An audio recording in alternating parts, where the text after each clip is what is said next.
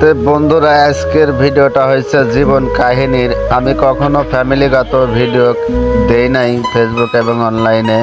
তা আজকে ভাই অতি দুঃখে ভিডিওটা বানাইলাম, কারণ প্রেম করে বিয়ে করছি, তো প্রেমের বিয়ে অনেক জ্বালা।